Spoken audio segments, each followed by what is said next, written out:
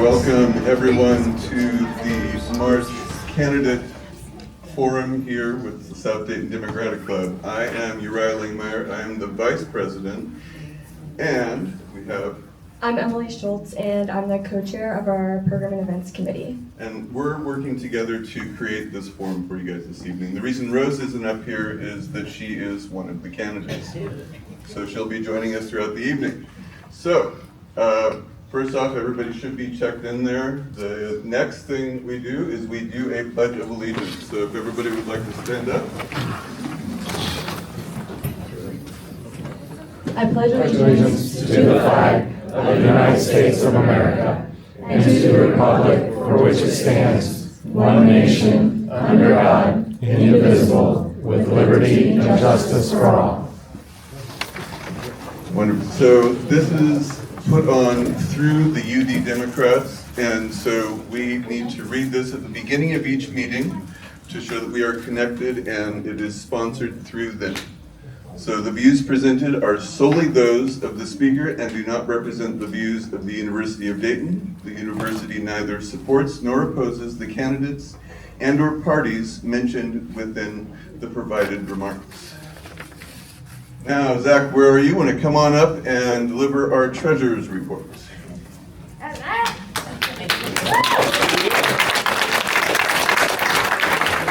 Jack, hi, I'm the guy wearing suit pants who doesn't want your vote. As of checking my phone 2 minutes ago, our bank account sits at $21,303.28. Doing great, thank you everyone. If you haven't already, we encourage everyone to donate every year $15 for an individual or $20 for a couple. The easiest way to do that is through Act Blue. We've got a bunch of QR codes out there, and you can check our website or any of our emails. Always make sure you have plenty of opportunities to give us money.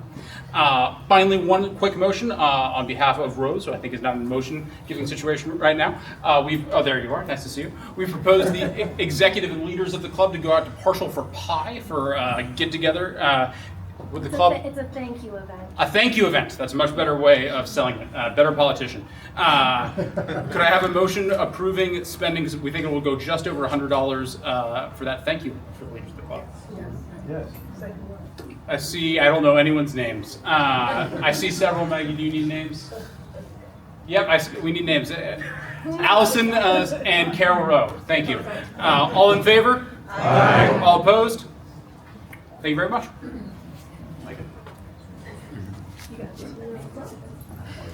All right, so as we're going into this, we have some rules for everybody to go by. We believe that promoting yourself is important. We have a very small amount of time to make this happen. Try our best to stay within the allotted time. I know it's hard as we get passionate about the different topics.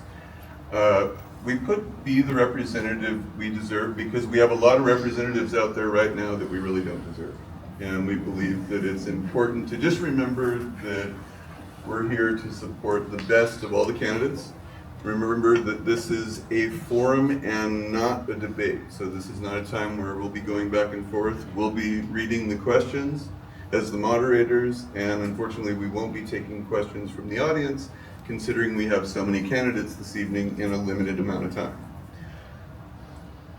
So, up first is our lovely County Commissioner, Nice. You can stand up, do it however you'd like. There's a microphone. Uriah, do you want to tell them what the hand signals will be when the time is up? Aha. That's Yes. helpful. Sorry, we have a timer here, Vicki. Vicki, would you like to tell everybody? If you've got 10 minutes, then I'll tell you when you've got halfway done, 5, and then I'll count you down. Well, I probably won't count you down after 5. I heard I have 2. She's good. So I'm just going to go 1, 2, 3, 4, and then you're done. I know. I was told I have 2 minutes, so You've got 2. you're getting the very short version. So it's just when I do this, it means wrap it up because you're coming up on time. This means stop, you've gone over, and then we clap. All right. You tell me when to begin. Go. All right. Well, I know many of you for many years. My name is Carolyn Rice, and I am one of the 3 Montgomery County Commissioners. I am the only one up for re-election this year in November. I do not have a primary opponent, but I have 4 Republicans who are vying to be my opponent. So it will be a very contentious race. Mine always are. Many of you know me for a long time. I only have 2 minutes, so I won't go into all of it, but this is my 20th year of public service. I spent 12 years as your county treasurer, and during that time I came in, it was the Great Recession. It was a terrible time, a lot of blighted properties. My biggest legacy from that period of time is that I founded and still chair the Land Bank, which has taken down thousands of vacant and abandoned properties, and we're now building 40 new properties. I never thought I would dream that would happen. However, this is my 8th year as your county commissioner. I can't go through all of it, but I am telling you that these are unbelievable times that we face. What you see happening in the federal government and the state government are landing in the laps of county government. And we are under assault. And this is the time when you need leadership and a problem solver like me, and more importantly that, and you all know how much I care and how hard I work for our community. It's not something I'm gonna talk about it. I have proven it for 20 years. And I will bring that to this race. I will also tell you that I was thrilled today to find out that the National Democratic County officials have endorsed me. I'm the 4th in the United States because they know that commissioners are under assault in Ohio. There are very few Democrats. And so I'm very happy that they said this is a race we have to win. So thank you, thank you, thank you. I love you all.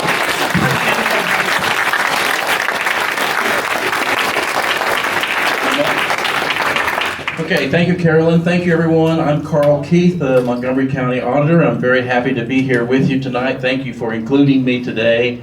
Again, I am running for re-election in November. I do not have a primary opponent, but I do have an opponent in November. So I need your support and I need your help. I have been honored to been re-elected by the voters in Montgomery County 6 times, and this is my 43rd year of public service, and I love it. I enjoy it. It's rewarding, but it's a challenge. This is actually my 10th time running for office. I've run for office 10 times. The first time I ran was in 1980. I was 24 years old, and I brought visual aids. I ran for 24 years old. I was running for the state senate at the time. And this is really cool. I mean, nobody does this. Look at this thing. Look at this thing.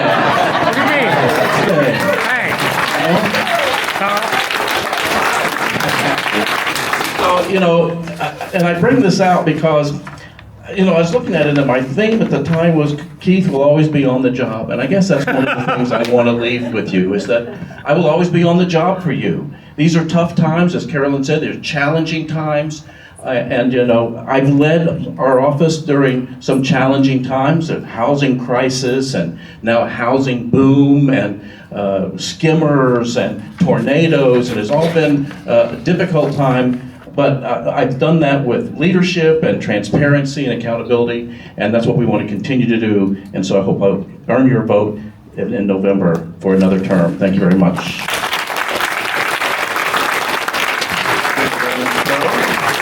All right, so now we're coming up to the point where we have candidates, where both of the candidates or a representative of the candidates are here. And we have a special selection process. How we're going to do this is that they have their introduction times, and then Faith, were you going to be with the questions, or were you going to talk? No questions today. So Faith isn't going to do the questions, but the rest of the candidates, they'll both get questions, and Ron, you will get questions. And so we have these chips that have their names on them. We tried to make this the fairest that we can possibly make it.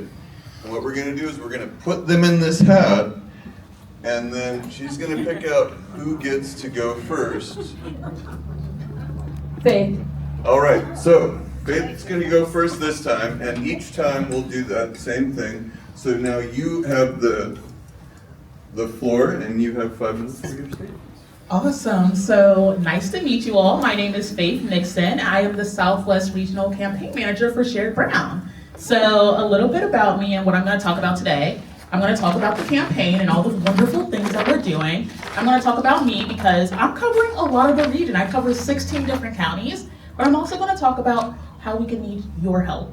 Okay, so back to me. So Faith Nixon, okay, so I am from Hamilton County. I am born and raised from Cincinnati, and my first 5 years as a professional were spent as a teacher. I actually did Teach for America, and I taught special education. So first years I did elementary school, then I did middle school, and then I got to the hard part, high school. It's hard now, you know, and I actually taught autism my last 3 years. So after that, I got even more involved into the Democratic Party at that point. So my degree is actually in international relations. I specialize in foreign services and Arabic.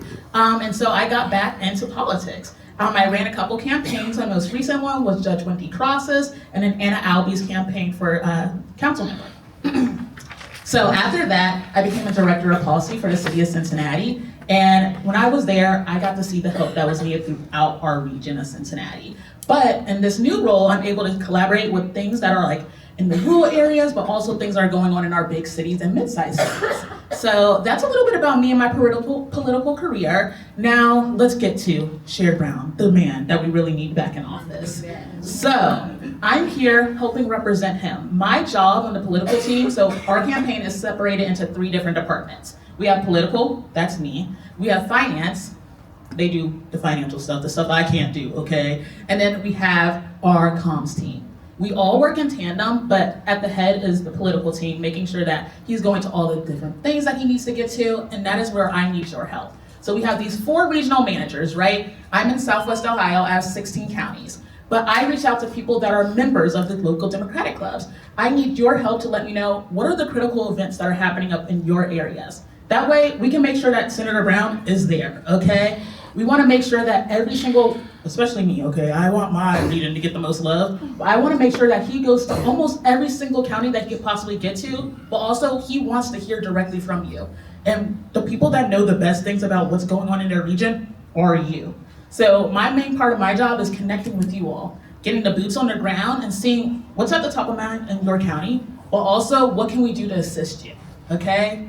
Now, why do we need Sherrod back in office, okay? There are plenty of reasons, and I'm sure that you all can help me name them, but first of all, something that touches me as a previous teacher is that he fights for working class. He works for dignity, right? And something that a lot of people obviously know, but he saved a whole bunch of teachers' pensions and also government workers. So if you're a firefighter, if you work for the police department, he helps save those pensions.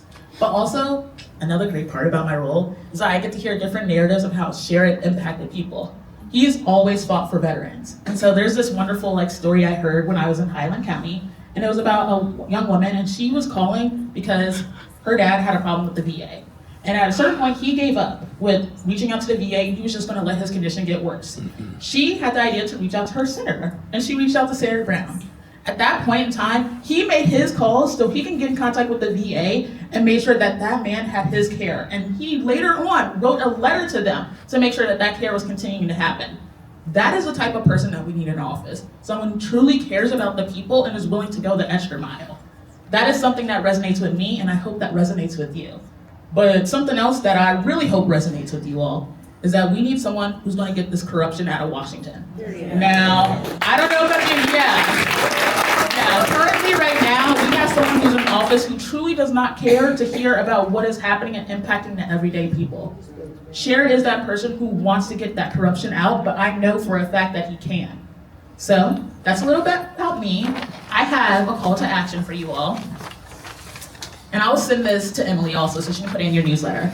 But we have this connector. So this connector is a little bit different than anything else you'll get from the campaign. Number 1, it's not going to ask you for money, okay? Number 2, it's going to connect you to Sherrod in all the best ways. So when he's coming to your area, you're going to get an email about that. If they need someone who can tell them a little bit more about, hey, what's going on in South Dayton, you're going to get that news. So I'm going to go ahead and put this out there so you all can scan this QR code. But also, another option, okay, I have a couple full sheets already. A sign-in sheet. So if you don't have a phone that you can use the QR code, if you put your name, your email, your phone number, I will be able to connect with you. Okay. My time is winding down. I hope. Oh, 5 more minutes. Okay. So I do want to give you a couple updates about what's going on with the campaign. So things are going really well. So right now we're pulling a couple points above our competitor. That is really, really great. We're continuing, yes, okay, right, that's great. Now, what we're continuing to do is we're making large efforts to get Senator Brown to as many different counties as possible so he can hear what is impacting Ohioans, but also so he can make those touch points and make sure that he is going back and communicating those issues. So I would love to connect with you all, okay? But also with that being said, please send me your events because that means that we can get Senator Brown to Dayton or Montgomery County or Madison County or whichever 16 counties as many times as possible. And that is my goal, is to make sure that you all are being heard, but also making sure that Ohioans who might not have the same ideas can also hear from him. Okay, that's about it.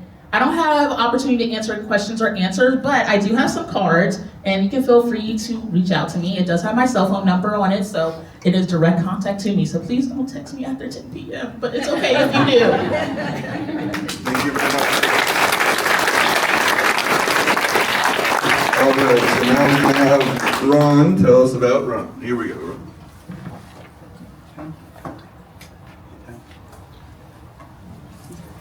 Hi, my name is Ron Kincaid. I'm the other guy in the United States Senate race. I like the guy I'm running against. I've worked for him. Let him know he owes me a couple pair of shoes. I'm from Centerville originally. My dad was a union worker at NCR. That got us a house in Centerville. Today when I mentioned that, I get some looks, and I probably some of you even, he grew up, nice house, and it was a nice house. I don't want to be misunderstood. But my dad was pushing the buttons on the machines. My mom was driving a bus in the 70s, went through the layoffs. So when I've gone out today and talked to voters, and I've talked to thousands of Ohio voters, I was on campus yesterday at the University of Cincinnati. I have been to Central State, the University of Dayton, Wright State, Ohio University. I will visit every college campus in this state who won't throw me off. University of Dayton. When I talk to the people, what I hear from them is the pain that they're feeling. Affordability is a major issue. Gasoline keeps going up. Healthcare costs are out of control. Their rent payments. And when I talk to them about the issues, they're concerned about paying next month's bills. That's why I'm advocating my American Dividend Plan. It shares the profits from automation that are impacting our jobs today. It doesn't replace a job. It simply has the businesses who profit pay into a fund from which the rest of the people who are being impacted will benefit. Alaska does the same thing with their oil. You take oil out of the ground in Alaska, you pay into a fund. It'll be a temporary thing. Automation, AI are here to stay. We're not going to stop them. We'll adjust to them. Our wages will go back up at some point once we get the Republicans out of office. But until then, this is simply a bridge to get to that point. Secondly, my healthcare plan is a gold standard public option healthcare plan. These issues are two things that differentiate myself and my opponent in this race. My opponent thinks that we can continue to band-aid the Affordable Care Act. The Affordable Care Act did a lot of good. It set in place that there's a right to health care. It's set in place that the federal government can orchestrate our health plans. It's too much repair work now to band-aid it. We need a new system. My public option system sets the premiums. We don't negotiate over subsidies. The premiums are set by law. We don't get any more of this taking subsidies away so people can't afford it. It negotiates hospital prices to keep the prices down. Negotiates drug prices. For starters, Canadians should not be paying less money for the same prescription as Ohioans. We can negotiate that price. When I talk to voters, particularly the young voters, a couple of things that I'm asked are, what are you going to do for us?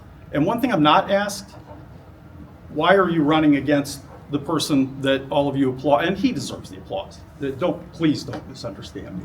I'm not in this because I don't like him. I'm in this because of what has happened in Ohio the last two Senate elections. I woke up in November 24 devastated. I could not believe Bernie Moreno won that election. And now my campaign staff and I, who average about age 25, we argue over who the more extreme senator is, J.D. Vance, who's now sitting in the vice president's office, or Moreno. That's where we are in Ohio. We're a purple state. We have always been a purple state. We have walked away from the voters who keep the Democrats in power. And when I'm talking to you all, the issue of who, your favorite candidate or liking Sherrod Brown, of course you do. The reality is, you're not the voters we need. The voters we need are out there. They're not in here. They voted for Moreno, or they sat at home. They voted for J.D. Vance. A lot of them voted for Donald Trump. But they also voted for Barack Obama. Where have we gone wrong? So what I want you to think about when you leave here tonight, in addition to thanking Sherrod for his service, which I have done personally, I've gotten to meet him, it's one of the perks. What I want you to think about is, what message are you hearing from the national Democrats? Now, the local Democrats and our Secretary of State candidates, I've heard them speak. They have great messages. The national Democrats' message is, everyone hates Trump, so they'll vote for us now. Is that what you want your party to be? Democrats, we're not Trump. My American Dividend Plan, my public option health care plan are democratic policies that stand up for the working class people we are supposed to represent. It is not enough to say I'm a champion for the working class. It is now about, what have you done for me lately, or what are you going to do right now? And in my case, it's what I'm going to do right now. We're going to have to work with the other side here. I'm not sure that's going to be easy for someone who's served in office for a long time. And I think that's part of the message voters have sent. Vance, no political experience. Moreno, no political experience. I think our voters might be saying something here. They're tired of the dysfunction. My 31-year-old son thinks this is normal. It's not, and we know it. I look around the room, some of you are my age. We remember Republicans and Democrats working together.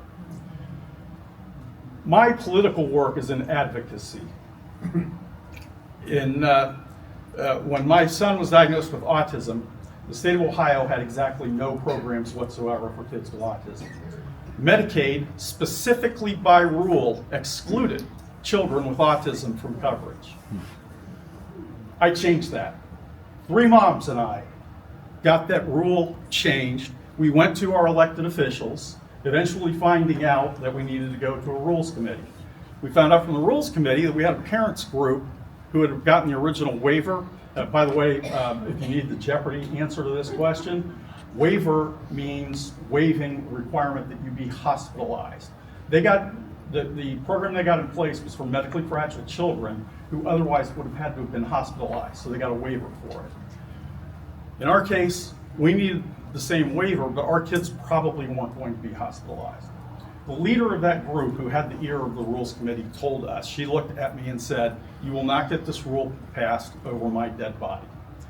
She had been told, see if this sounds familiar, by elected officials that if our kids got waivers, they would be taken away from their kids. So here what do we have?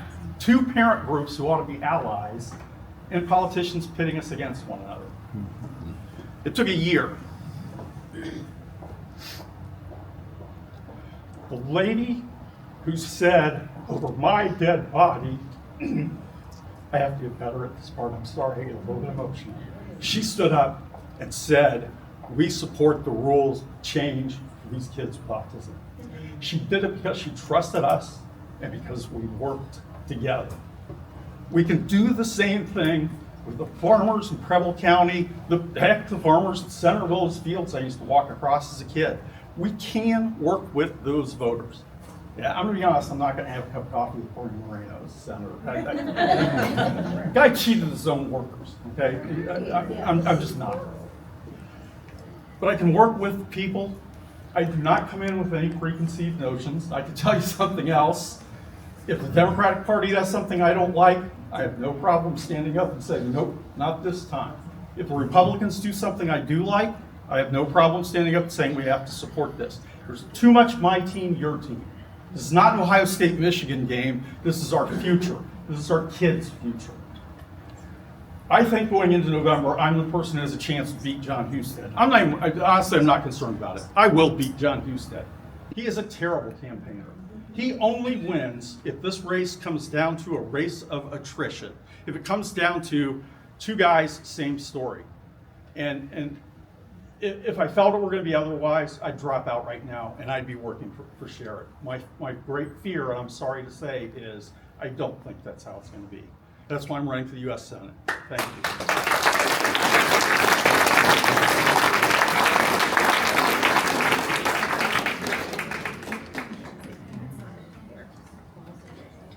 Alrighty, okay, so next up is our lovely Secretary of State candidates right here. We'll go ahead and making the selection. Bryan. All right, so this means Bryan gets 5 minutes, Allison gets 5 minutes, and then we have 3 questions. Allison will start the first question and the third question, and Bryan will start the second question. Bryan, you have the floor. It is exciting to be here with this many people in Dayton. You know, my wife Janet and I live not too far from here, and I'm excited that our kids are here. It's the first one they've been to like this. And I'm excited that they get to see something different than the politics that has encompassed us the last decade. You know, I'm excited that they get to see great candidates who have decided to take on Mike Turner and finally win a congressional race in Dayton. I'm excited to get to hear a vision that Rose Lounsbury is going to take and beat Andrea White because it's a vision that benefits people. I am excited tonight. My name is Bryan Hambley. I am a leukemia doctor down in Cincinnati, and I'm running for Secretary of State because I think our elections ought to be honest and fair, and I do not believe that is a minority opinion in the state of Ohio. Now, I get it's not the most common career path for a leukemia doctor, and so I'll tell you why Jan and I decided to take this on. You know, we've had a recurring conversation. What comes next in American democracy?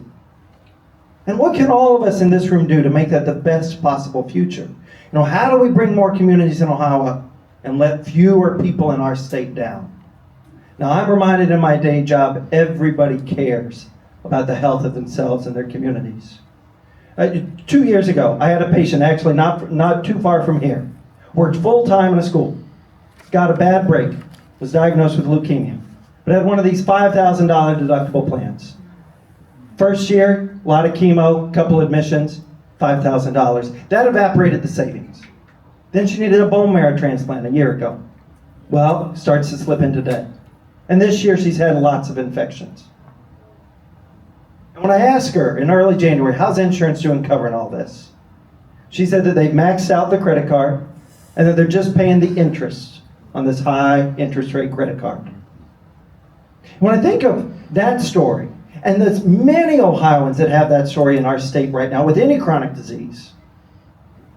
And then I think, what have our gerrymandered Republican congresspeople in Ohio done to build a more secure future for that woman and the many people in our state like her?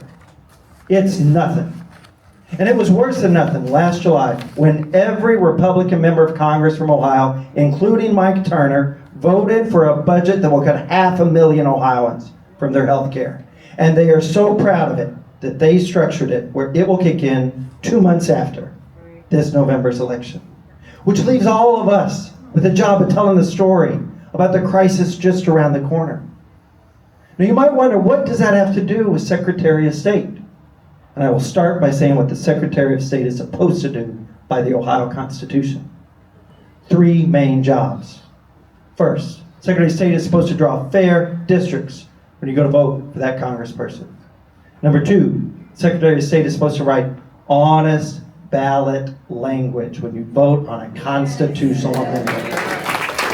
And third, the Secretary of State is supposed to make it easy and fair for every Ohio citizen to vote.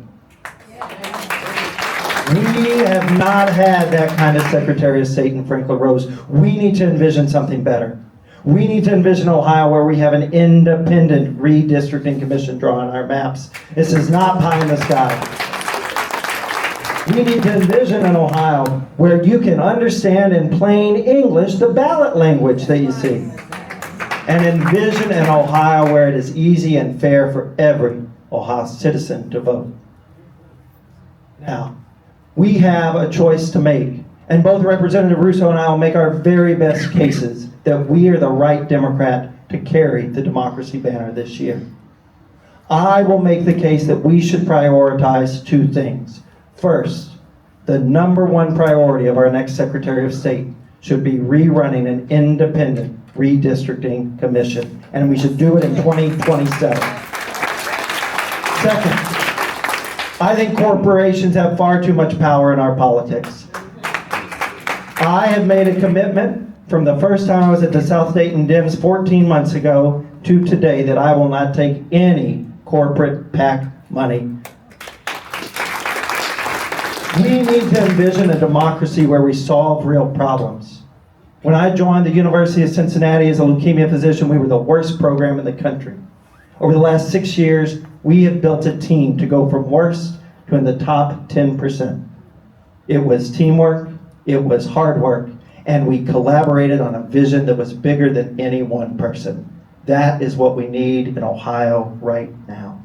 Thank you very much for coming.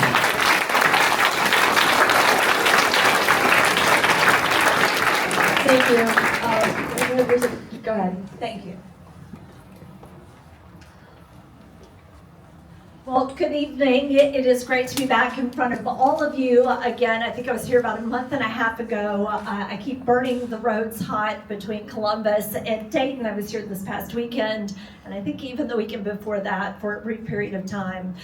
My name is Allison Russo. I am currently a state representative in the Ohio House of Representatives. I represent a district in the Columbus area.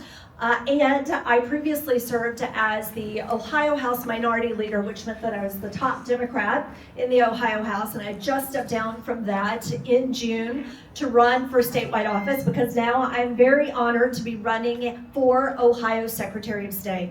And the reason is simply this. We need an Ohio Secretary of State who is going to put voters first and to be the state's top advocate for voters, period.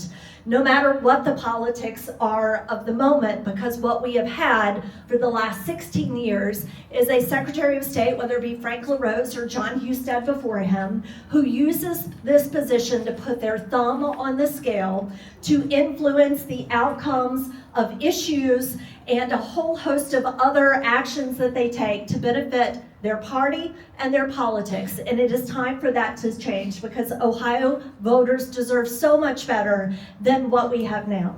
So a little bit about me. I have been in the legislature since 2019. I was actually elected in 2018 because I ran in a Republican-held district, much like what Rose is trying to do, ran in a Republican-held district and flipped that district from Republican to Democrat for the first time in 20 plus years in Central Ohio. And I did that, thank you. I did that because I understood that we need people in elected office who are there to actually solve problems, who are there to represent the values of our communities. And I know how to work hard to win these tough races. And in fact, that is what I've done as the House Minority Leader, is ensure that we continue to flip seats from Republican to Democrat. I always tell people I'm the accidental politician. I never planned to run for office. In fact, I decided to become more than an engaged and informed voter in 2016 when I was up watching those election results with my newborn daughter, who was only 6 weeks old at the time. And I had this very clear realization that I needed to do more. It was not enough to just be engaged and informed. I needed to get off the sidelines and do more. And so that is in fact what I ended up doing when I raised my hand, even though I initially told people, no way, you are out of your mind. I am not going to run for office. But I eventually raised my hand to run for the first time in 2018. And I am proud of the work and the fights that I have been in OH-10 since I have been in the General Assembly, fighting for election integrity and working with our elections officials, pushing back against these Republicans, and yes, serving on the Ohio Redistricting Commission and going through 6 rounds of redistricting. There is no one else in the state of Ohio right now who has more experience and knows every nook and cranny of our redistricting process, and most importantly, all of the flaws of the current process, because it is broken in all of the ways that the Republicans will manipulate that process to not have to abide by the will of voters. You deserve power to choose who your government is, because we cannot solve the problems of affordability, of public education funding, of healthcare and having good, reliable healthcare without the power of your vote. And the Secretary of State is critical to ensuring that you have the power of your vote. So what am I going to do? Well, number one, I am going to be a Secretary of State who actually advocates for voters, not against them, unlike the current Secretary of State who continually goes in front of this legislature and advocates against you.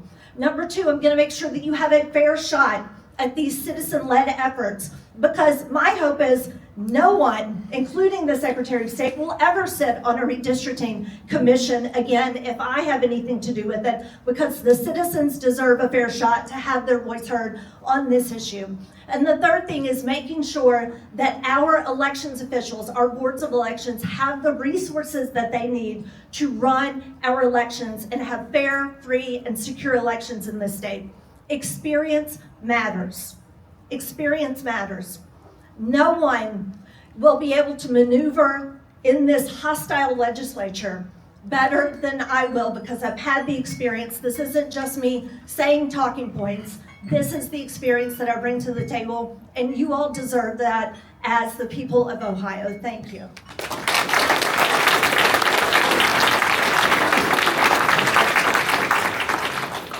All right, thank you.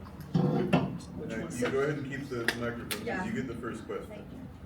So yeah, we'll be going back and forth. So since you went first, and then Representative Russo, we'll start with you for the first question. And they get 1 minute, yes? Yes, 1 minute and so for you each get question. 1 minute to answer each of these questions. Really fast. Yes.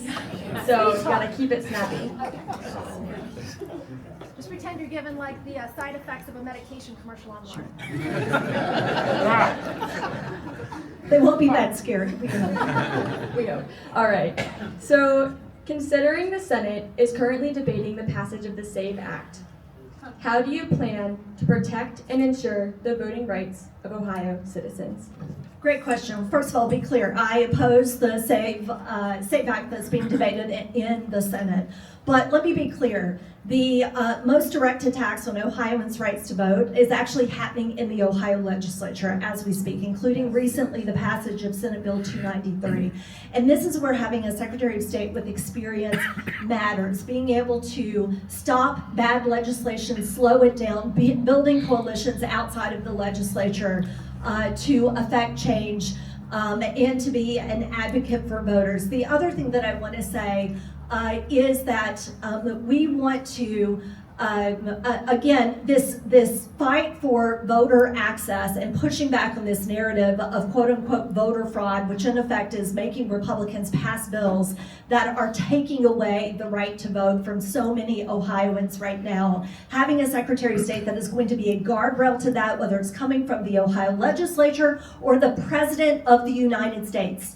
That is what I will bring to the table. I have the experience, the backbone, and the courage to do this job on day one. Thank you for the question. The SAVE Act is a modern day poll tax. The SAVE Act would do a lot of things, but there's one I want you to make sure all of your friends and family know. It would make it harder for women who decided to change their name when they got married to register to vote. Indeed, the Brennan Center for Justice, that does research on democracy issues, has said that 20 to 30 million American women do not currently have the documents that will be required to register to vote under this act.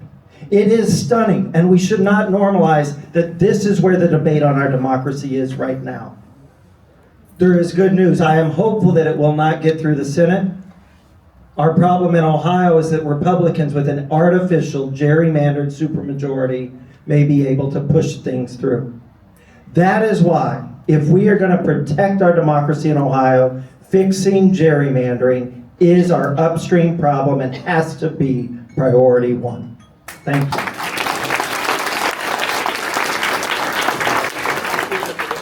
Yeah, so go ahead, we'll start with you for this one. What concrete steps would you take to ensure a fair and transparent redistricting process? And how would you resist political pressure to influence that process in your party's favor? First, we have to start with what we have right now. Ohio has some of the most gerrymandered districts in the entire country. This is not normal. It does not happen everywhere. And what we have right now is a Secretary of State who has doubled down on gerrymandering, disenfranchising millions of Ohioans. Democrats and Republicans alike get hurt by gerrymandering. A handful of politicians might be helped. Republican voters long-term get hurt too. We have a Secretary of State who has written dishonest ballot language to torpedo an anti-gerrymandering constitutional amendment. What we need is an independent redistricting commission that takes politicians out of the map drawing business for good.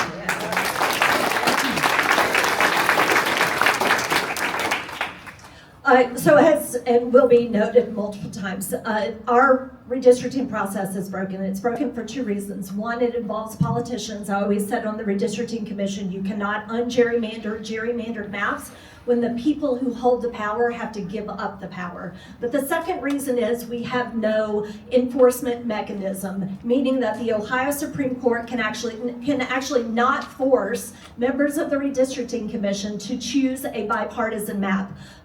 Which is unlike other states. So yes, we must, in order to ultimately fix this, come back to the ballot as citizens, instill in the Constitution a citizen-led commission.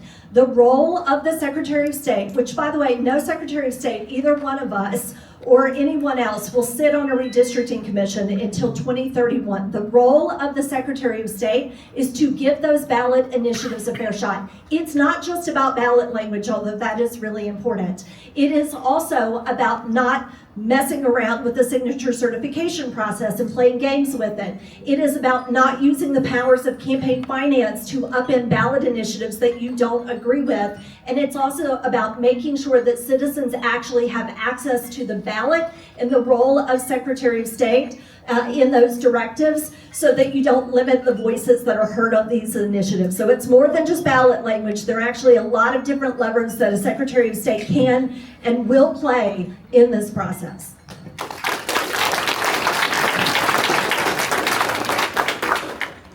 All right, so Representative Russo, you'll answer this one first.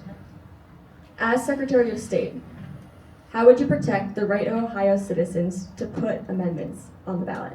Well, first of all, I've been in this fight making sure that we protect citizens' access to direct democracy since I was at the forefront of the fight against that 60% power grab in August of 2023. When I was the House Minority Leader, we actually delayed that vote for 5 months, which allowed the coalition of progressive groups, labor groups, reproductive rights groups to form to raise money to educate citizens. So that was defeated in August, which meant that the Reproductive Rights Amendment passed in November with 57% of the vote. I went around the state and actually was the voice opposed to that August special election power grab. So I believe so firmly in the right to direct democracy, which is citizen-led ballot initiatives, and it is the citizen referendum process, which is a little bit different. The role of the Secretary of State in each of these is to, number one, be a fair arbiter of the process. I always say it doesn't matter, it shouldn't matter personally how a Secretary of State feels about an issue or not. The role of the Secretary of State is to give that a fair shot if the citizens have met the requirements to bring it forward to the voters to have the final say on those issues.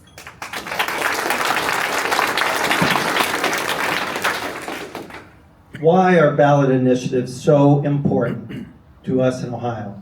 It's because it is the last recourse for us if our politicians aren't listening to us. Whether it's from corporate money that buys politicians, whether it's from a gerrymandered system that limits the ability of individuals to influence their politicians. That's why we need them. We need a Secretary of State who is committed to democracy, committed to making it easier to register to vote, committed to making sure that every Ohio citizen can understand in plain English what they are voting on, and does not put artificial barriers between people and the ability to have their say at the ballot box. This is a difference between Democrats and Republicans. We need to offer that to the people of Ohio. And I'll say, I've traveled to 77 counties, done 333 events. I think there are some independents and even a few Republicans who are just tired of this, who are looking for something different, and they will go along with that vision. Thank you for the time. All right, let's thank all the candidates up here.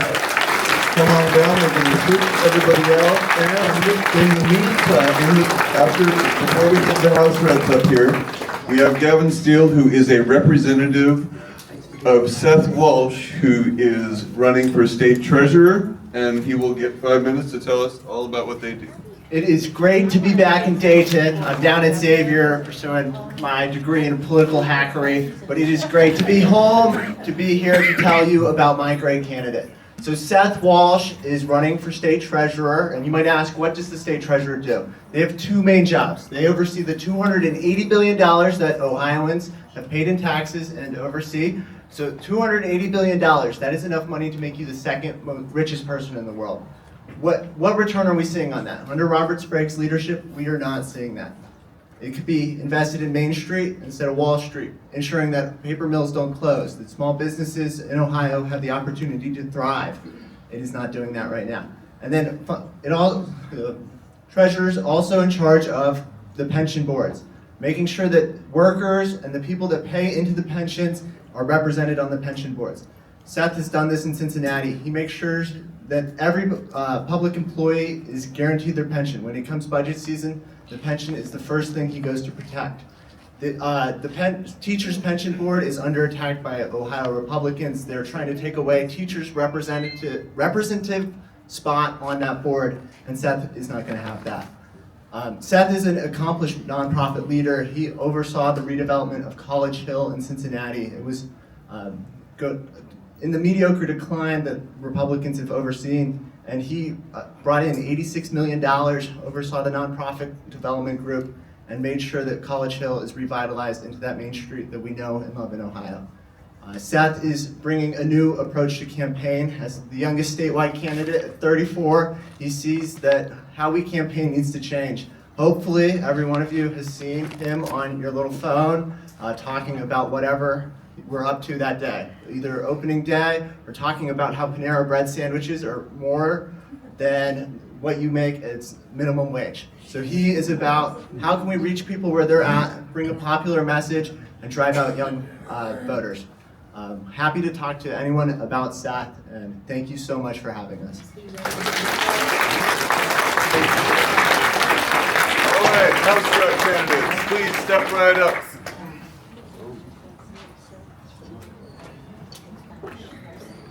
Okay.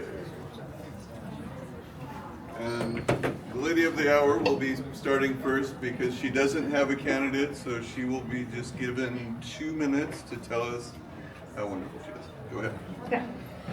I'll let these gentlemen sit down. Well, I'm Rose Lounsbury, and I am running again for state representative in Ohio's House District 36. 36 includes Kettering, Oakwood, Riverside, East Dayton, and downtown Dayton, and I am running again because the issues that motivated me to run the first time are still here. In fact, many of them have only gotten worse, and I remain committed to creating a state that our young people are actually going to want to live in when they grow up. I am a former public school teacher. I am the daughter of 2 teachers, and I'm a proud mom of 3 kids in public school. So protecting our public schools is absolutely my top priority when I get to the State House. I'm a League of Women Voters member. Do we have any other League members here? Yes, my favorite political organization, the League of Women Voters.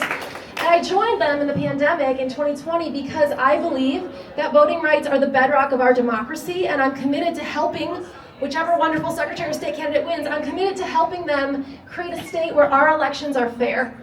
My great-grandfather immigrated to Southeast Ohio in the early 1900s from Italy.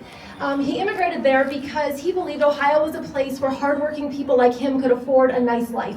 And I still believe that. I believe that if you're working hard, you should be able to afford housing and food and electricity, and God forbid if somebody gets cancer, not go bankrupt. That's my vision for Ohio. It's a place with strong schools and fair elections. It's a place where hardworking people can afford to live. Not a crazy vision. The crazy thing is, though, Republicans like my opponent are working every single day in Columbus to make sure it doesn't happen. They're defunding our schools with vouchers, they're diluting our votes with voter suppression and rigged maps, and they're making life unaffordable for all of us by refusing to fix the property tax problem they themselves created. They are supporting a status quo that doesn't work for most of us, but I know that together we can create an Ohio that actually works for working people. And if you would like to join me, I would love to have you volunteer on my campaign. We're going to be knocking a lot of doors. So if you've got some legs and some arms and you're ready to help, please find me. I would love to get you on my list of volunteers. I'm Rose Lounsbury. I look forward to representing you in the Ohio State House next year. Thank you.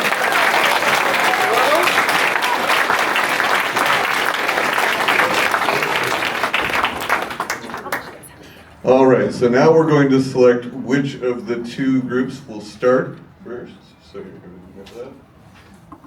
So go ahead and pick one of the Daquan. All right, so we are going to start with Daquan and Mike. Here we go. No, you're good. You got right here. Or you can move around if you like. I like the He's a mover. He's a mover. Okay. Bryan to talk. He gets 2 minutes. Then Mike gets 2 minutes. And then Mike starts with the first question. You get the second question. You get the third question. Okay. Go. Hello, everyone. My name is Daquan Neal, running for state representative for District 39. So I'm not gonna waste your time. I just want to tell you who I am and how I got here. So let me preface that by saying I've been involved in politics for nearly my entire life. And it all started when I was a young boy and I watched a man by the name of Barack Obama run for president of the United States. He had the audacity to do something like that. And something about that movement, that message of hope, resonated with me. It was a message saying that we have the means to do better for ourselves and each other. And I was so moved at that age that I went and I asked my mother if I could go and volunteer after school with the Fayette County Democratic Party to go and knock doors on the campaign trail at 11 years old for a man that I had never met. And that hope stayed with me. That hope went through my entire life with me. It took me from being a 2-time college dropout to being an honors college Central State University graduate. That hope took me from pushing boxes in Amazon warehouses to working for both the Ohio Senate and the Ohio House of Representatives. That hope is the driver that tells me that we have the means in which we can do better for each other. It's the driver that shows that we have the capacity to do good, and yet we choose to do otherwise. And so I run a platform of unapologetic progressivism. Let me tell you what I mean by that. I'm a universal healthcare kind of progressive. I am a universal free school lunch for all school children of Ohio kind of progressive. I am a DEI, diversity is our strength kind of progressive. I am a women's bodily autonomy kind of progressive. Call me bold, call me crazy, but these are things that are just simple. And so, if you feel anything like I do, if you're angry at what's happening, but you're hopeful that we have the power and the capacity to change our circumstances, I would ask that you join me in this movement of progressive change. Because it is time that we stop asking for better from our leaders and we started demanding it. Our time is right now. No more waiting. Let's get to work, y'all. Let's go get into some construction.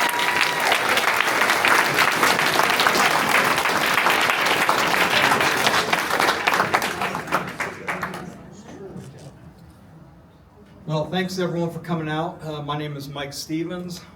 I am born and raised in Clayton, Ohio, where I still live. On December 31st, 2025, it was a bad day for me, bad, sad day for me.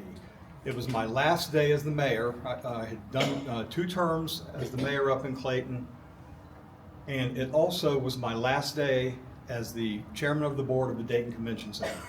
Those are two of the best things I've ever done in my life.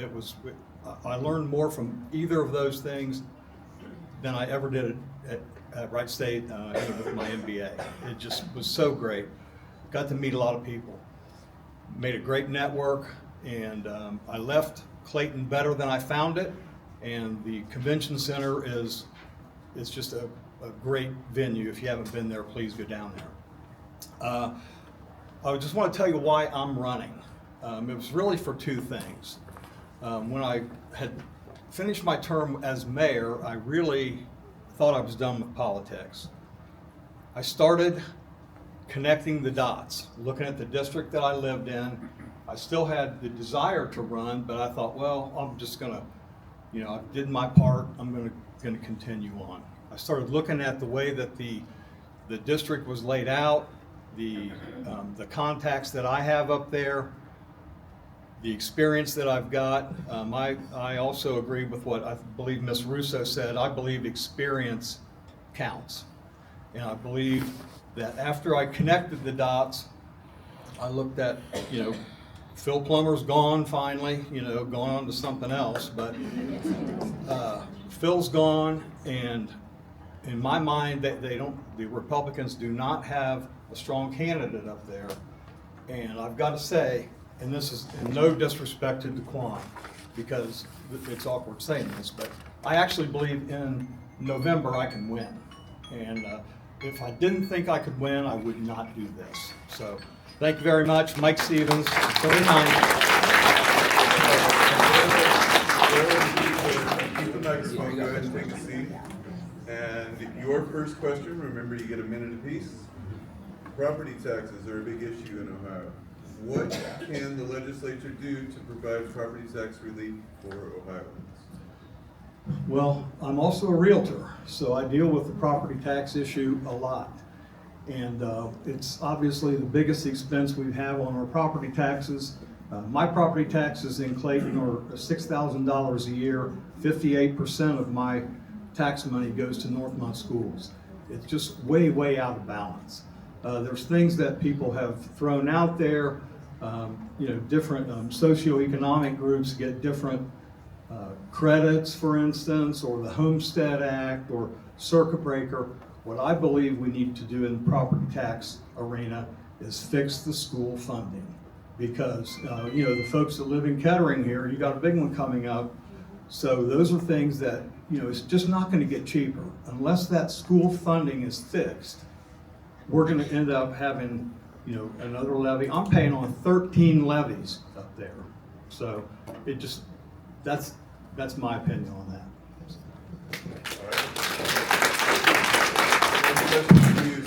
Okay, awesome. I think that for property taxes, we have to examine how we got here. So when I was working in the House, we passed a bill making the 2017 Tax Cuts and Jobs Act permanent. Now what that did is that cut the taxes on the wealthiest earners in Ohio. That inflated our property taxes. These are things that have actual ripple effects. Then what we just recently did is we passed a flat tax rate throughout the state of Ohio. Guess what that did?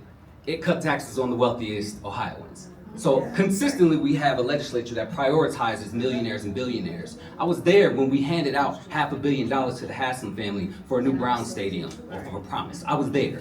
So when it comes to property taxes, we examine how we got here. That's why I have a progressive marginal tax rate plan. I don't know if it will actually pass, but I know that I am going to introduce it. I know it's going to be there so you guys can see it and you can support it and you can know that there's somebody in there advocating for actual substantive change that we know will remedy how we've gotten here. Our circuit breakers and our homestead exemptions are band-aids to a long-term problem, and it will not get us out of this situation.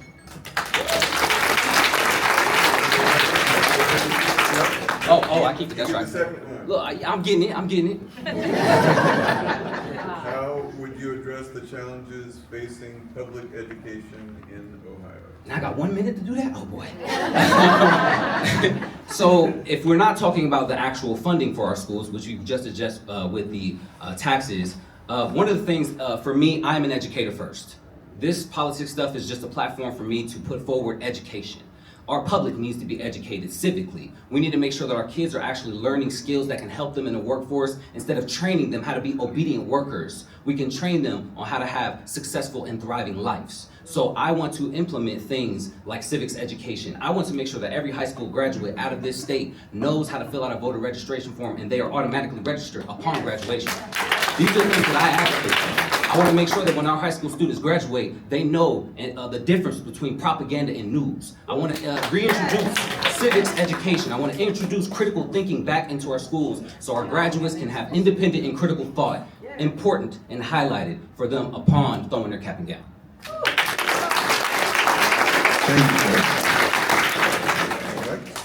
Okay, my thoughts on the school education is, again, to me, the biggest problem that we have is the funding. I believe that, you know, we're going to keep piling this on the same way that we're going now. We do need a formula. The last formula we tried didn't work too good, but we need a formula to where it is fair for everyone. We need to get away from the voucher system. We sent about $1 billion in 26-27 for the that should be going to our public schools, and it's just not fair. We're getting a lot of I'm losing my train of thought here. Sorry. Okay. We're getting a lot of money being spent on parochial schools, things like that, charter schools, for-profit charter schools, out-of-state charter schools, and these things, and we need to do away with those. All right, last question goes to you, sir. In 2023, Ohioans passed an amendment to protect reproductive rights. However, the legislature continues to chip away at this right. As a state rep, what would you do to ensure that the voice of the people is respected when it comes to reproductive rights? Well, the first thing is first of all, I have 2 daughters and 3 granddaughters. And frankly, I don't want anyone in here making decisions for their health care. That's between them and their mothers and their doctors. Again, we've been chipping away. That's exactly the right word. That they're making it harder and harder for women, mostly women, but you know some men too, on reproductive issues. It's not just the abortion issue. It's also in vitro. It's requiring additional testing. It's requiring additional trips to the hospital. It's requiring invasion of privacy. There's no respect for the doctor-patient relationship, and these are the things that they just need to go away. We need to make it easier and quicker and better for women, especially women, to get health care.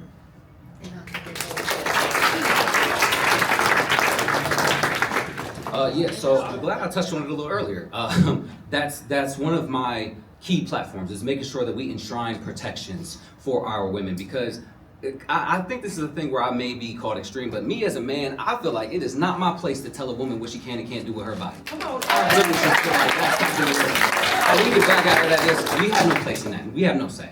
So making sure that we are there as advocates and voices to see when we have legislation like this is going to come up. We know who we are against. We know the legislation that they propose. We just need to make sure that we have people who have the backbone to go in there and say, I see what you did there. No, we're not playing that. Like, we already know. My goal is to enshrine this as a protection. Just like they did those 2017 Tax Cuts and Jobs Act, they made it permanent. We can do the same thing with women's bodily autonomy. That's right. Thank you so very much. All right, so now we're going to select which of these 2 gentlemen will be coming first. Phil. All right, so Phil, you get to start us off with 2 minutes. So let us know who you are. Okay. Thank you very much. I don't know about any of you, if you have grandchildren, when you hear that beeping, don't you feel like Star Wars is going on here somewhere? Let me tell you a little bit about myself. I'm running for District 37, which is the southern part of Montgomery County. And why I'm standing up here today goes back to a very quick story.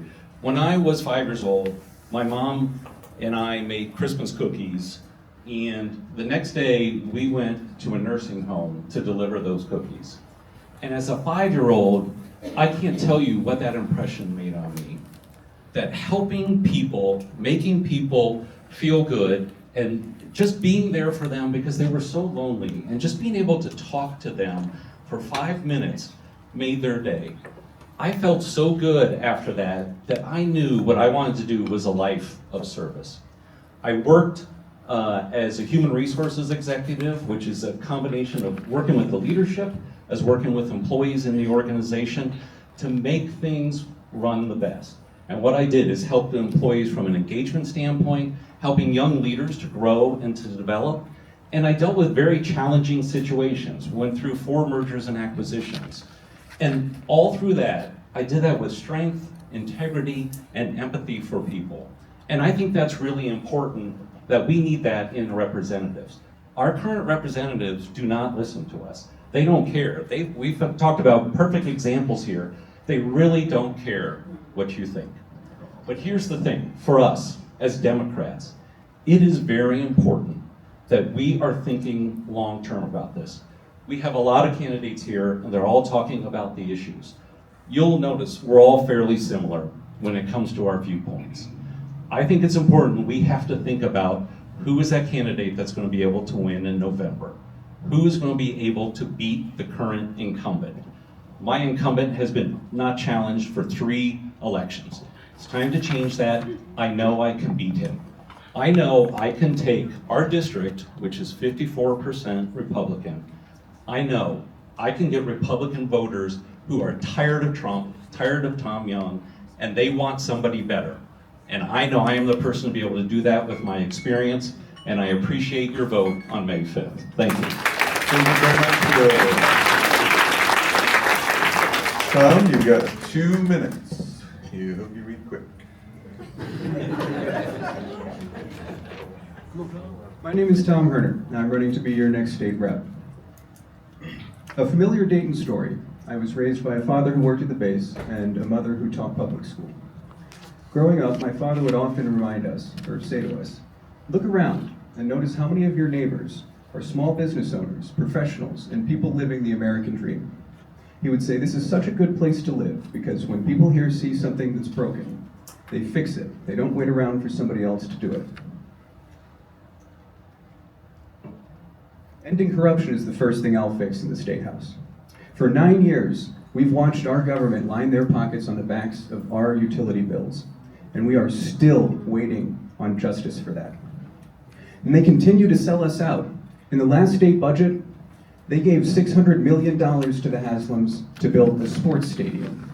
A stadium that one day there with your family will cost more than a full month's rent in Centerville. That's not a state budget. That's a state betrayal.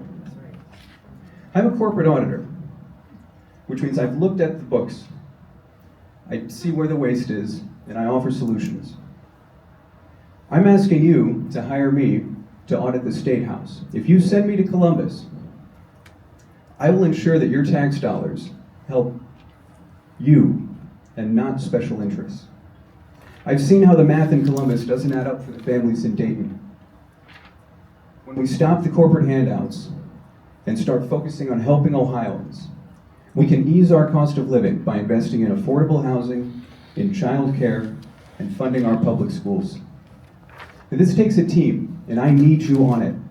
Go to tomforohio.com to sign up, and please donate to help our cause.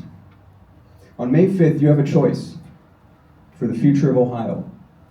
I hope you'll vote for somebody who truly is a stark contrast against the sitting rep. It's going to take all of us to turn this broken house back into the people's house, a home. Thank you. Thank you so much, Tom. Go ahead and keep the mic there because you get the first question. Property taxes are a big issue in Ohio. What can the legislature do to provide property tax relief for Ohioans? First of all, the reason we have the property tax issue that we have is because the legislature has done nothing. They have time and again When we pass levies, they underfund our schools at the next budget, and then we have to pass another one. I believe we need legislators who are actually going to fund our schools, actually use our property taxes as they should be. I also believe that we should expand the homestead exemption. If we eliminate taxes for everybody that qualifies for the homestead exemption, up to the first $500,000 in value of their home, that'll cost about $1.2 billion. That's 2 football stadiums for those of us playing at home. I know where we can get half of it. We can get the other half by leaving the capital gains tax in place. Tom Young last week tried to introduce legislation to try to get rid of the capital gains tax. If we keep that in place, we can give that money towards property owners' property tax relief.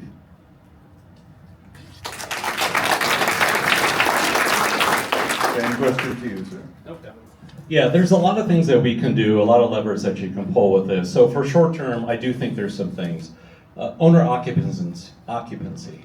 That has been reduced down to 2.5%. So that means if you've lived in your home and you're the homeowner, you only get a 2.5% break. Previously, that was 10%. We need to return that to being 10%. Some other things we do need to do is the circuit breakers. I believe in those, which basically says people will not pay more than a certain percent of their income in property taxes. It will hit a ceiling. The other thing I strongly believe in is we need to have no property taxes for a veteran who was hurt in the line of duty. That should be zero, not just a Homestead Act that reduces it. That should be zero for that individual. Long term, it is time to step back. I've learned this in my business world. At times when things are broken, you step back, you reevaluate the whole process, and you redo it. And I think we need to do that from a long-term basis, is redo our property tax system and make it fair for everyone. Thank you very much, Joe. Bill, you're up there on the second question. How would you address the challenges facing public education in Ohio? Well, my wife is a former teacher and a school board member, so this is my #1 issue, no matter what I decide. She really, I think this is really important for us. 90% of our students go to public schools, and we're only funding 76% of it. We keep reducing that funding over and over again. And it was mentioned, the Ed Choice program, which is a disaster. If you are a child in Centerville, you get $2,200 is funded from the state to pay for your education. If you decide to go to a private school, they give you $8,800. Now, I don't know what world that makes good math sense. That is wrong. We need to be funding our schools properly. We need to pay our teachers better. We are 40th in the nation on pay for our teachers. That is ridiculous. And I can tell you, we have a lot of friends who are teachers, they are bailing out as soon as they can. We need good quality teachers to help make sure we have a good education system.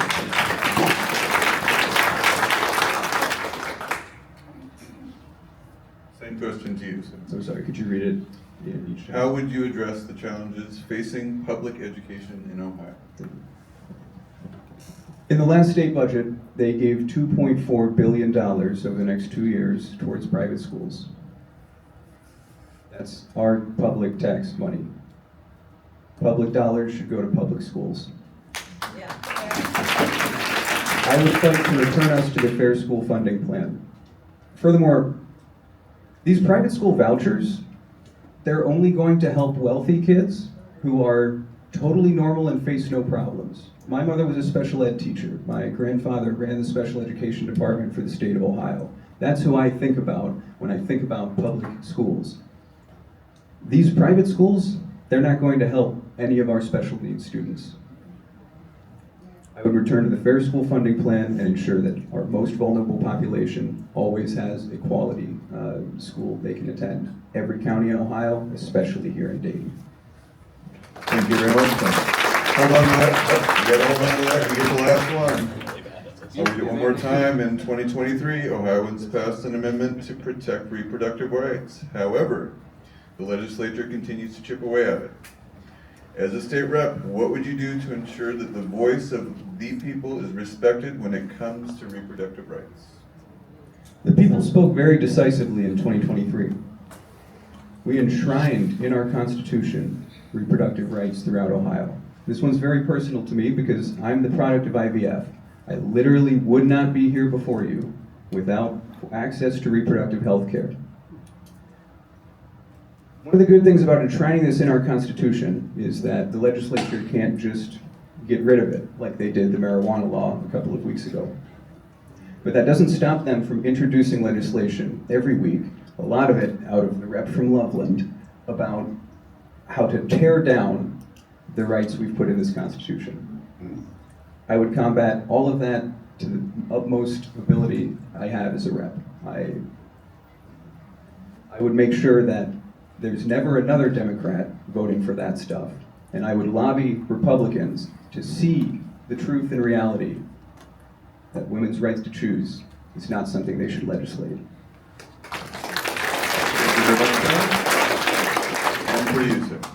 Yeah, I agree with what Tom said. I mean, again, back to it. Our politicians just don't care what you think. They didn't care about gerrymandering. They didn't care about the marijuana. They don't care about the reproductive rights. We overwhelmingly voted for those things, and they don't care what you think. They are getting big donations from people who are ultra-right and don't like the way the voters voted. And so they're listening to them. They're not listening to you. I would repeal all of those things. We'll get all of those terrible bills out of the State House. We need to flip this seat and many other seats so that we can break their supermajority. We need to get control back so that Democrats can help from a reasonable standpoint to be able to legislate for everyone. The other thing, since they don't listen to you, I am very committed to having at least 3 town halls a year where you can come, Republicans can come, independents, whoever wants to come. I will listen to you and what you have to say. Thank you.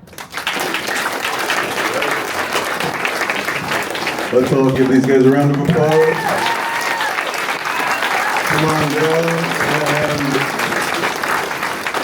are there any congressional candidates in the house? That's right. Go ahead and take a seat, and I'll put the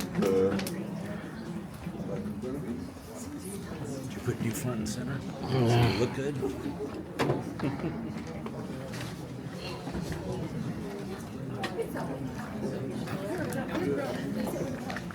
Mama.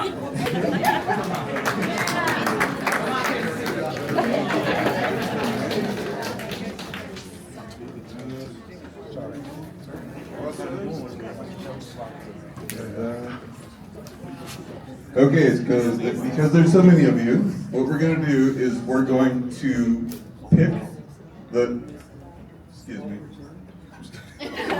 We missed each other. Yes, that's good. We're going to pick a name, and that person gets to introduce first, and then we will go down the line and then back to the beginning. That's going to work the same with the questions. That person will get to speak first, and then we will go down the line from whoever that person is, okay? So, right. How much time do we have for introductions? Introductions, you get 2 minutes. Questions are 1 minute. All right, first up we have the first person to introduce themselves. Thank you. Yes, my name is Jan Kinner. I'm running for the United States Congress, District 10. Okay, a little bit about me. I'm a retired Air Force colonel. I spent 31 years in the Air Force.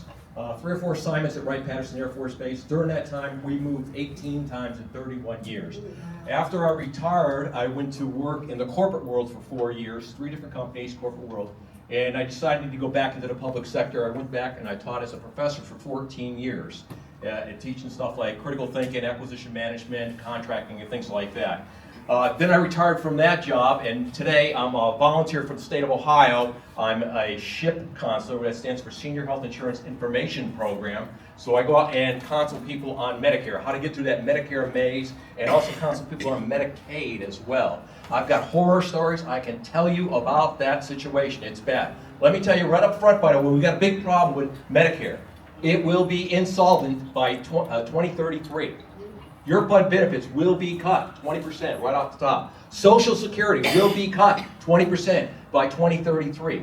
We got some big problems down the line, and you need some good candidates to be up there and represent you in Congress. Hey, you know, I've been all over the district here. I've been Phillipsburg, you made it down to, and this district is big, Greene County, Montgomery County, and a piece where J.D. Vance lives right down there in Middletown, right? Yeah, a little gerrymandering went on there. We went down there, you get the same things all the time from the people. First, They're tired of the hatred and the partisanship and the misinformation, disinformation, and the damn lying that's going on every single day. They're tired of waking up and not knowing what they're going to get hit with that day. They're tired of it all. And they just want somebody to represent them. When I ask them who's their representative, a lot of them don't even know. And everybody here does know, it's Missing Mike, right? He hasn't had a town hall meeting in 25 years. He doesn't show up for anything. The only time he shows up around here is when he has a photo op. That's it. That's the only time he'll come here, right? And what did he do to the district here? Okay, I'll wrap it up. Okay, so my name's Jan Kinner, I'm running, and look at my website, please, Jan Kinner for Congress. Thank you. Thank you. Next up we have David.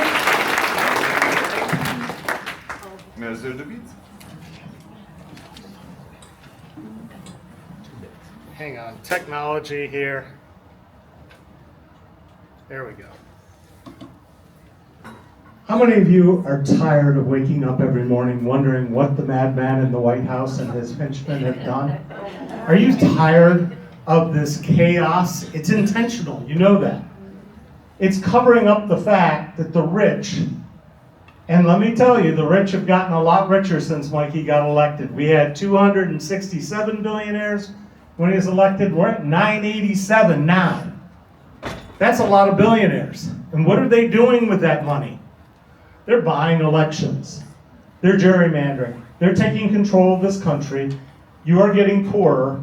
They are getting richer. It's like we're playing Monopoly, but somebody already owns everything. This game is over, and it has to stop. So, the question is, how do you do that? Okay?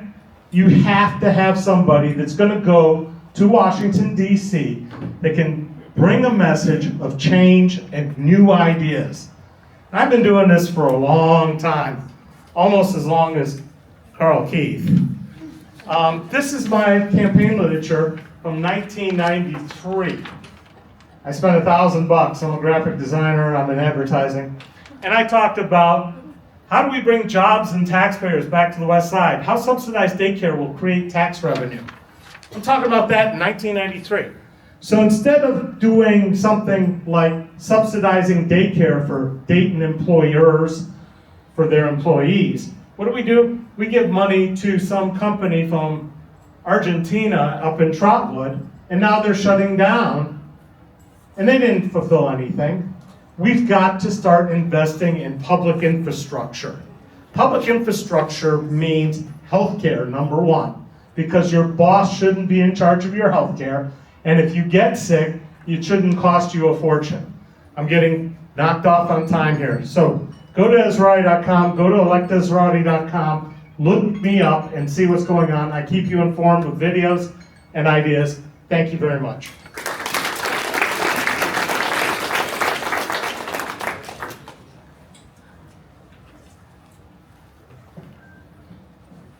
Let's remember who the hell we are. This is the place that built the planes at Wright Pat when the world was on fire. This is the place that built a middle class using union cards and factory jobs and a promise that a day's work earns a day's pay. And yet, right now, nearly 1 out of 4 of our neighbors in Dayton live in poverty. In the richest country that has ever existed on the planet, in the city that helped build that wealth. Shameful. I lost my train of thought.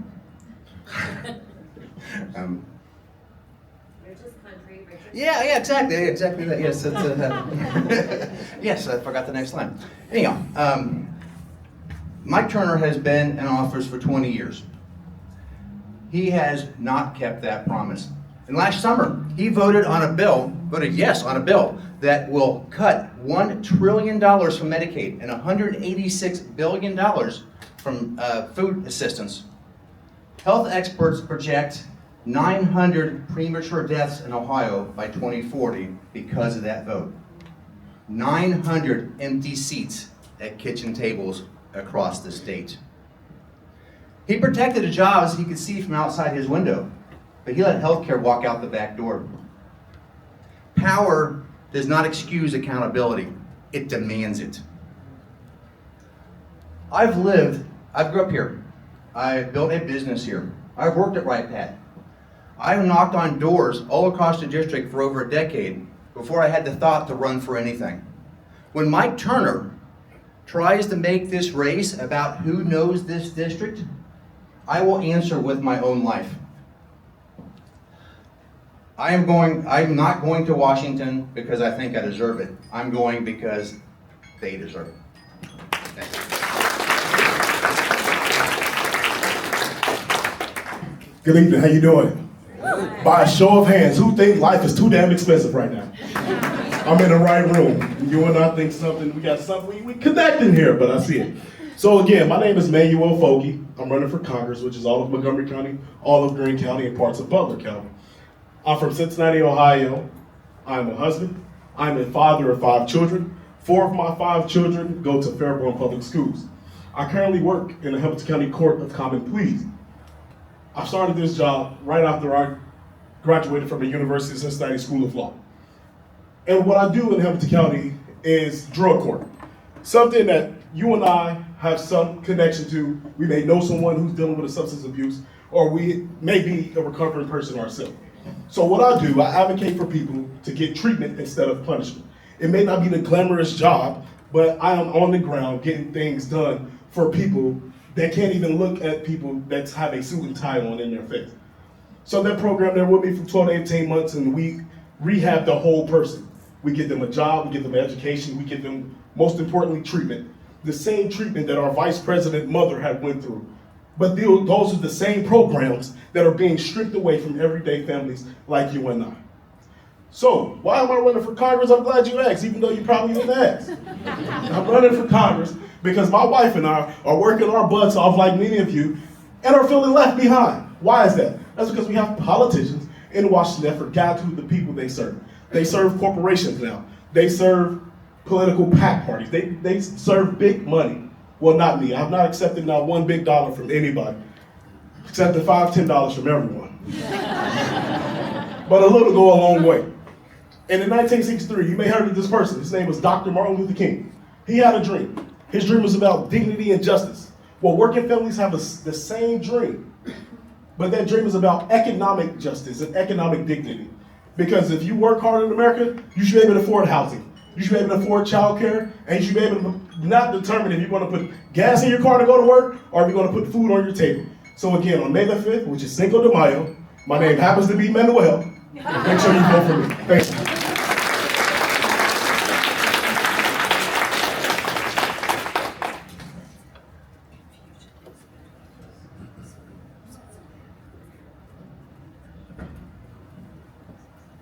Good evening, everyone. I'm Kristina Knickerbocker, and I'm running for Congress against Mike Turner. And as all of you are, I am sick and tired of the chaos. I'm a veteran and nurse practitioner and mom. I served at Wright-Patterson Air Force Base for 10 years in the 88th Air Base Wing and the 445th Aeromedical Staging Squadron. There, I shaped policy, both in the military and the civilian sector, for over 10 years to make sure we improve patient outcomes. Right now in Washington, we have legislators making decisions that can't relate to everyday folks that are in this room. I'm standing here because I'm going to fight for you for new legislation that prioritizes people, not profit. And with that, I am going to make sure we are going to ban congressional stock trading. We are going to make sure that we do not have corporate PAC money in politics and end Citizens United. And we need to pass the John Lewis Voting Rights Advancement Act to make sure we have free and fair elections. There is so much we need to do. And I am the only candidate that stands here that has statewide and national support. I was recently endorsed by Emily's List, who is an organization that supports women candidates to get elected. Because we are the people that understand how we need to prioritize reproductive rights for all of us across the country. Not only that, but the maternal child mortality rate continues to climb, especially in Ohio, in this district. I almost died from childbirth after my second child.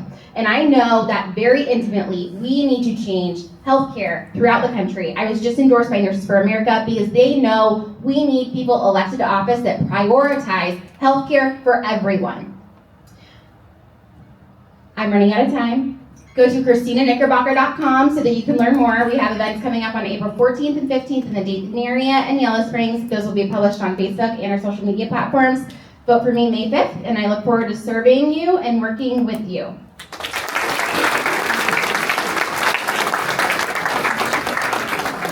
Hi, everybody. Let me ask, how many billionaires live in District 10? 0. How many middle-class families live in District 10? My research says about 30 to 35,000. So Mike Turner voted especially for billionaires and ignored the working class people who make up the core of his constituency here. And on top of that, 5,000 to 7,000 of those constituents are eligible for SNAP and Medicaid. And he just, essentially forgot about them. So that's why he's going to lose in November. And we can do it. We can take this seat back. And this is why I think I'm the person to do it. I was born and raised here in the Miami Valley, went to Vandalia Butler High School, grew up in a middle-class family. My dad was a blue-collar union guy. My mom was a school teacher. I have 2 younger sisters, and my mom was a stay-at-home mom after I was born, and she stayed home with us for 12 years. So our family lived on just one blue-collar salary for 12 years. So I know middle-class life. I definitely know. I lived it for several years. And we made it. Think about today, whether or not a family can live on one blue-collar salary, a family of 5. It would be tough. It would be tough. So I am here. I understand what your troubles are. I can represent you better in Congress because I know what it's like to grow up middle class. I went to Ohio Northern University for undergraduate school, and then I went to the University of Cincinnati for law school. When I graduated, I worked at Wright-Patterson Air Force Base for 36 years. I worked as an attorney, acquisition attorney for the first 15, working major systems programs, F-22, F-16, those programs, both litigation and acquisition. Then I went to work to the headquarters, Air Force Materiel Command, where I was chief of labor law for the command, where I represented 4-star generals in negotiations with the DoD, one of the DoD's largest unions, AFGE Council 214, that has 35,000 members. I was successful and did that. We're able to find win-win in most of those situations. Then I worked for the Defense Security Cooperation Agency doing foreign military sales and monitored all of our DoD foreign military sales, weapons sales to several foreign countries. So I have the experience, I have the international and national level experience that I can use when I go to Congress to help represent you. Janice Beckett for Congress.com. Please go to my website, check out more about me. Thank you. All right, so it is currently 7:07, which means we're running a little behind on time. So I'm going to pick the best 2 questions, and we're just going to run through those. So first up for the first question is going to be Manuel. And then we're going to go from you to Tony and then around that way. So question number 1. As a member of the U.S. House, how would you address immigration, specifically the current conflicts around ICE? So, can we all agree that our immigration system is broken? Yeah. Our immigration system has been broken. And we can't have one side saying, let's open the borders. We can't have another side saying, let's permanently close the borders. So where do you fall in between that? Well, what you have to do is, I do believe that we do need to have closed borders, but we also need to have a process and we need to have a system where we can expedite those people who's trying to get to the legalized point in America. Because again, we have an American dream for everyone, but everyone now is living the American nightmare. Now, what do we do about this gang that goes around wearing ski masks on their face? They gun down people with the white skin color. Imagine what they're doing with black and brown people behind closed doors. If they would do that on public cameras to white people, imagine what they're doing to black and brown people behind closed doors. So I'm an advocate for not necessarily cutting their funds completely, but also strategically placing them throughout our nation where we benefit are American citizens is also, we can't just go around checking documentation straight off the street because we feel like it. They need to have a correct oversight. And we got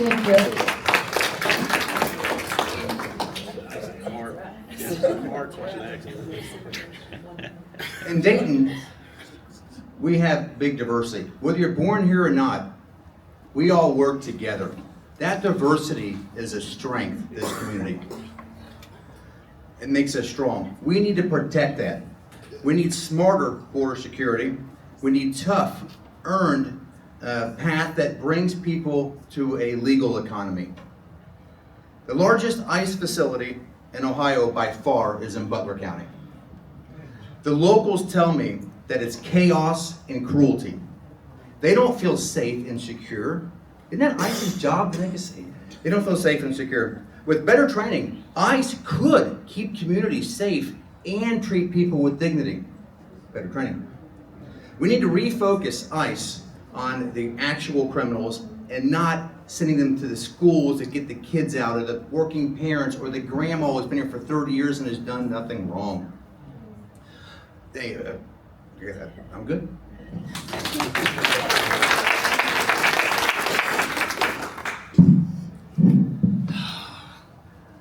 Technology. I'm gonna cheat. Time's running, Dave. Yeah, of course it is. So, immigrants aren't the problem in this country, that's a distraction. They're using them to divide us. Immigrants are not taking your jobs. In fact, they are supporting our economy. What this has enabled Trump to do is to create a private police force that breaks all the laws, defiles the Constitution, defiles our rights, and is an embarrassment. It has to stop. Immigrants made this country. Immigrants create jobs in this country. If you look at the tech companies and see how many immigrants there are, there's lots. Yes, we need secure borders, but yes, we need a process. If we invested the money we've spent on Alligator Alcatraz, on actual courts and judges and processes, we wouldn't have this problem. In the meantime, the billionaires keep getting richer, sending our jobs overseas. It's not the immigrants. It's Elon Musk. It's all these other jerks who have bought our system. You need somebody that will go and fight for you in DC. Thank you.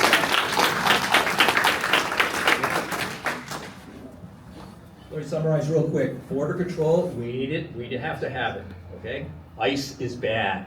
Immigration is good. We need immigration in this country in order to maintain growth in this country. If we don't have immigrants, we won't have jobs. We won't have people paying your Social Security for Social Security trust funds and your Medicare trust funds.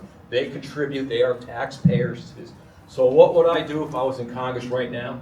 I would rescind the 2025 budget for ICE. Okay? That's the first thing I would do. Now, they're up right now, they're going through the appropriation process for ICE for 2026 right now, but the 2025 money that's left over was multi-year in a reconciliation budget. I'd go after, rescind that money. That's what I would do. And that would stop ICE dead right there from what they're able to do. But they would have the appropriation money. We need a law enforcement mechanism in the United States for internal control. We certainly need that. ICE is not well trained to do this job. Okay? So again, I'd go after the money right away. It's all about economics in this country. First of all, we do need secure borders, but I think we really do have to fix the biggest problem, I think, and it's been in our faces for a while, is the asylum process. There are so many people coming in that want to have asylum, and you really need to have more asylum judges, or asylum counselors, people that will take people in, just the basic people that move the paperwork around to get people through the system. We just need to add more money to that budget to be able to cover that expense. We also need to protect the dreamers, the people who have been here since they were children. They might as well be Americans for as much as they have lived here in this country. And they've been betrayed by this administration. Because a lot of them, I think, have been deported because they're already on lists. You know, they tried to follow the rules. They tried to be, according to what they were supposed to do, and yet, because they were on a list, they could be targeted. ICE, one of the reasons I tell people that I got into this race to begin with was because I saw ICE murdered 2 people in cold blood in Minneapolis without any repercussions whatsoever. They've got to be stopped. There's got to be something happening. And I'm with the Democrats in Congress who are stopping that until their funding, not restore their funding until they train them properly and put a leash on them.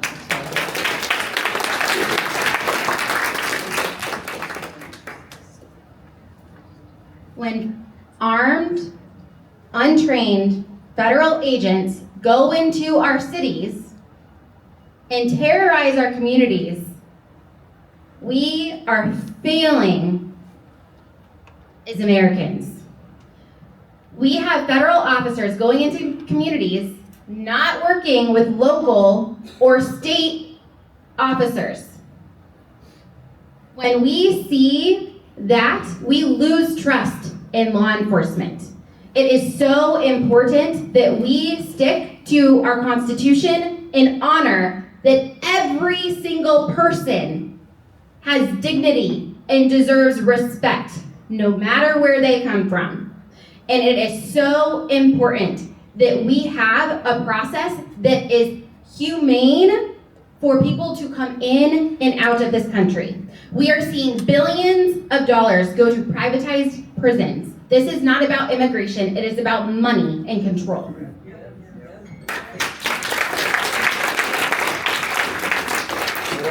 Last one for us. All right, Janice, you're going to start us off this time. What's the question? All right, the question is, what specific steps would you take to hold the executive branch accountable? Oh boy. Well, it would take me a minute just to pronounce the emoluments clause, but there is a clause in the Constitution that prevents the executive from cheating, from taking bribes, from profiting from the presidency in any way, shape, or form. So it would be within Congress to impeach. I mean, you could impeach the president, but again, if we don't have a majority in the Senate, you can't remove him. So impeachment without removal is really an empty gesture.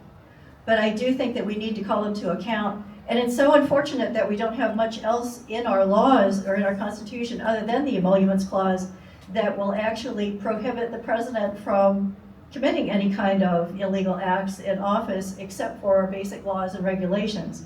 And now that the president owns the Department of Justice, who would be doing the prosecuting, nothing's going to happen until that changes. We're going to have to get the Attorney General changed out of there and get somebody in who will actually enforce the law instead of protect the president. Yeah. This way. Okay. Got it. So getting the executive power to have accountability is so important. We are seeing a corruption crisis across our country, and it's not just in the executive branch, it is in all branches of government. We must have ethics back in our government. It is so important that we hold people accountable. And with that, we need new legislation to make sure we continue to have checks and balances, how our Constitution was originally written. We have people taking advantage of every single person in this room because profit is now more important than people. It is so important that we have people in office that know and understand how policies are impacting every single one of us. And as a nurse practitioner and a veteran, I have seen how policies are impacting people and everyone is suffering. And we need someone to stand up against executive power and the other branches of government and hold people accountable.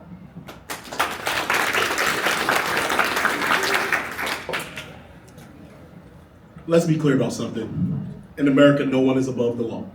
Not a president, not a cabinet, not a politician. I work in the court system. I see every single day when someone like you and I break the law, what happens? Sometimes you go to jail, sometimes you get a fine, never you will be off scot-free. So why should us leaders in Washington, us leaders in political spaces, be held to a different standard? So I'm ready to go to Washington. I'm ready to go put my foot up somebody's. You finish the rest. When you do something wrong, no matter if you're Republican, a Democrat, a left, a right, a blue, a white, a black, a green, gold. you would be held accountable, and you'd be held to a different type of accountability than the average citizen, because you took an oath of office to protect the Constitution and to protect the working families. So I'm ready to fight for you, I'm ready to go to Washington, and I'm ready to stand up to this law. Remember, vote for me or vote wrong.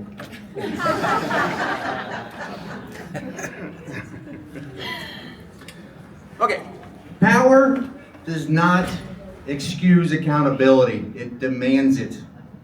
Here in Dayton, because of Right Pat, we feel federal overreach a little more than some. When a president decides unilaterally on his own to start a war somewhere, and he chooses to send our kids to come back in body bags, that is not acceptable. We need Congress to stop that. The primary role of Congress and the primary role of a representative is to provide guardrails for the president, not to be a cheerleader for any president. I will be those guardrails. My system engineering background has taught me that when you don't have accountability, systems fail. We are seeing that. It's a simple thing. Somebody has to be held accountable.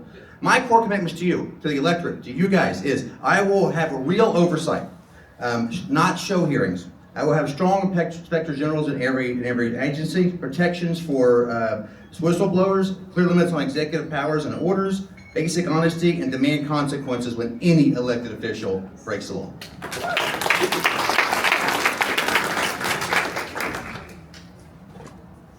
The word you need to hear is treason. And it should have happened on January 7th, 2021. Mike Turner had at least 2 opportunities, and he didn't do it. Now, when it comes to removing crooks from office, I actually have tried. I have a case in front of the Supreme Court to remove your clerk of courts, Mike Foley, who pled guilty to a felony and was sentenced. I'm not a lawyer, but I'm smart enough, apparently, to get it to the Supreme Court where we're now waiting. It's not the first time I've tried this. The last time I just threatened to file the lawsuit and the guy resigned. That was Adil Bagiroff on the Dayton School Board who didn't live in the district. There is a real job to do as your congressman, and the real job is to remove all of these Republicans who've gone along with this, not just 1 or 2. Thank you.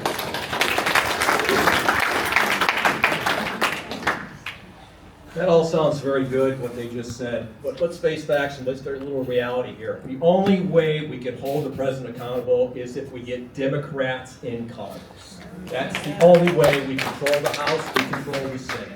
The first thing I would do as a congressman up there is eliminate all the emergency acts that are in books, 52 of them right now. We're on an undeclared war right now using authorization of military force for Iraq in 2002. They've already given up 2 counts 2 times. They've ignored shutting this war down. Okay, so that's right there also. And by the way, Manuel, I want to point out to you too right now, the Supreme Court gave Donald Trump a lot of latitude in USA versus Trump. Any official acts while he's in the House, he's not subject to any kind of persecution. So the only way we're going to control anything is to get Democrats into Congress, into the Senate, into the House, and start exerting the power of the purse again is one of them. The consent and review of appointments is another one of them. So we've got a whole litany of things to do, but we've got to get elected. And I'm the person to get there to do it for you. Thank you very much. Thank you all so much. I'm going to hand over to your right to close it out, but you can feel free to have a seat. All right, let's give a big round of applause for everybody in front.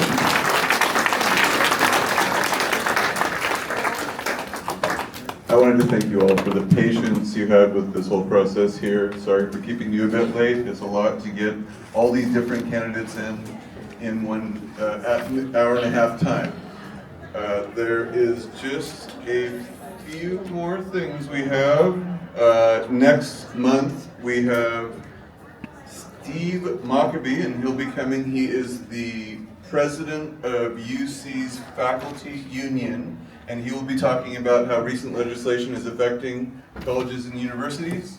And then last but not least, we have a fundraising event that will happen on May 15th at Chappie's, not Choppies, like I said before. And that will be from 6 to 8 on May 15th.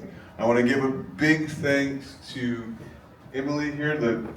We put a lot of work into making this happen, and Greg, our other house that is hiding in the back there. Megan and Catherine always doing all the work behind the screens there, and our wonderful leader Rose for helping us all make this happen. So thank everybody. We're gonna get the chairs set up now, back to what it was, and